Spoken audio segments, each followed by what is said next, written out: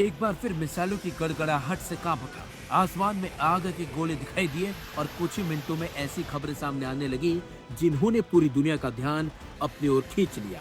जी हाँ, ईरान ने दावा किया है कि उसने अमेरिकी हमलों का जवाब देते हुए जॉर्डन में तैनात अमेरिकी सैन्य विमानों और ठिकानों को निशाना बनाया, जिसके बाद अब तय है कि अमेरिका और ईरान के बीच जारी संघर्ष अब और ज्यादा खतरनाक होता जा रहा है। ईरान के इस्लामिक रिवॉल्यूशनरी गार्ड कॉर्प्स यानी कि IRGC के मुताबिक यह हमला ऑपरेशन नस्र 2 के 14वें चरण के तहत किया गया।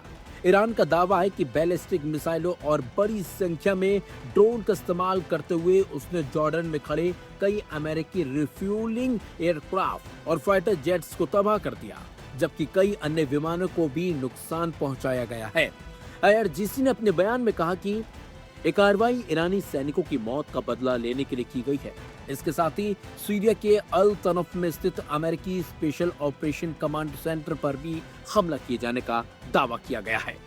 हालांकि अमेरिका की ओर से अभी तक इन दावों पर कोई आधिकारिक प्रतिक्रिया सामने नहीं आई।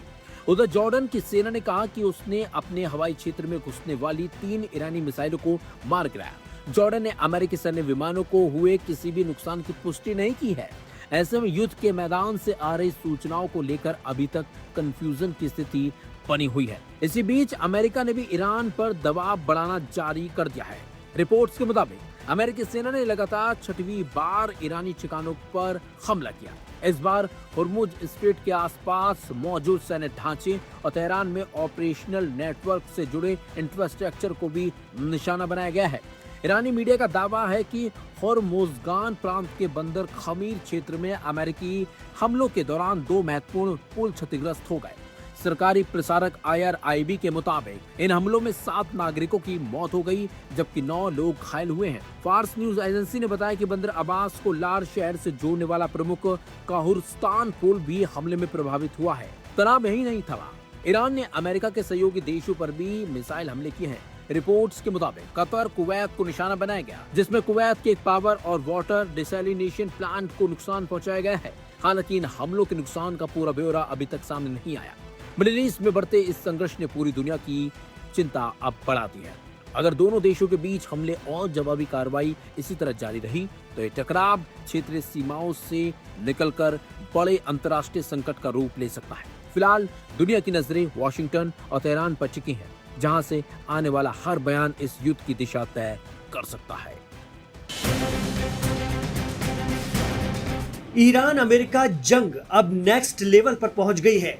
महज कुछ सेकंड का एक वीडियो ईरान ने अपने मीडिया हैंडल के जरिए बड़ी चतुराई से जारी करवाया है, जिसमें IRGC यानी पासदारान इस्लाम के पूर्व चीफ, जो अब दुनिया में भी नहीं रहे हैं, उन्हें दिखाया गया है और वो ईरान की मिसाइल सिटी का दौरा कर रहे हैं।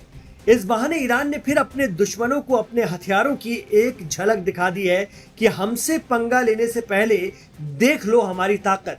कहा जाता है कि ऐसी कई मिसाइल सिटी ईरान में मौजूद हैं, जहां पहाड़ों के नीचे खुफिया तौर पर हजारों मिसाइल और ड्रोन तैयार हैं। दरअसल अमेरिका की हरकत से ईरान बेहद गुस्से में है। जिस तरह से अमेरिका ने ईरान में मासूम बच्चों के एक कैंसर अस्पताल पर अटैक किया था, जिससे वहां अफरा तफरी मच गई थी, जैसे तैसे 211 मरीजों को सुरक्षित निकाला गया था, ईरान का पारा चढ़ गया है। उसने साफ कह दिया है कि ये एक बर्बर हमला है और इसके साथ ही ईरान की सेंट्रल कमांड खत्म अल अंबिया ने सीधी वार्निंग जारी कर दी है कि यदि वॉशिंगटन ने ईरानी बुनियादी ढांचे को निशाना बनाया तो जवाब में ईरान पूरे खित्ते के बुनियादी ढांचे को तबाह कर देगा। एक तरफ तो अमेरिका ईरान में IRGC के रणनीतिक ठिकानों पर हमला करने का दावा खुद कर रहा है और दूसरी तरफ अहवाज में शहीद बाकई hospital and children cancer treatment centre पर मार दिया। यही वजह है कि ईरान की ये आखिरी चेतावनी दुनिया को सहमाने वाली है। ईरान ने कहा है कि अब ये हरकत दोबारा हुई तो जवाब ज्यादा पावर के साथ होगा।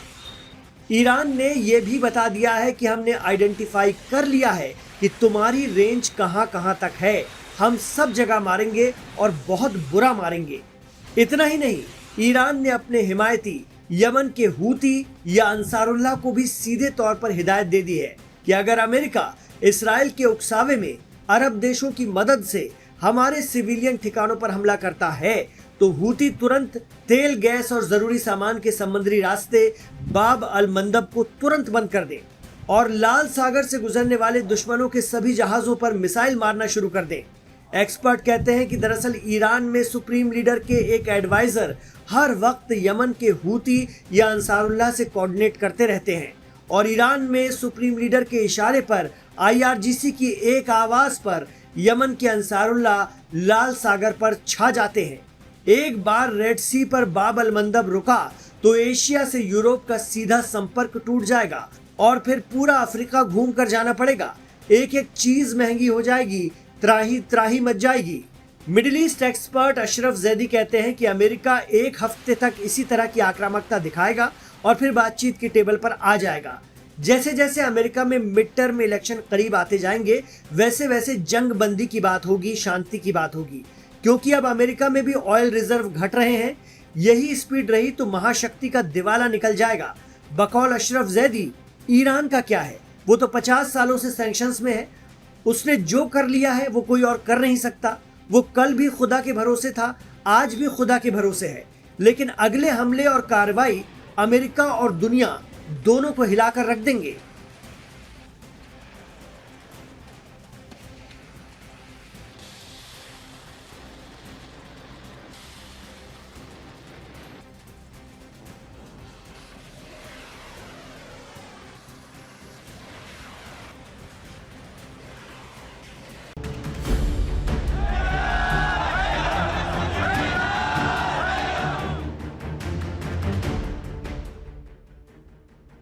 अमेरिका और ईरान के बीच जंग अब सिर्फ मिसाइलों तक सीमित नहीं रही।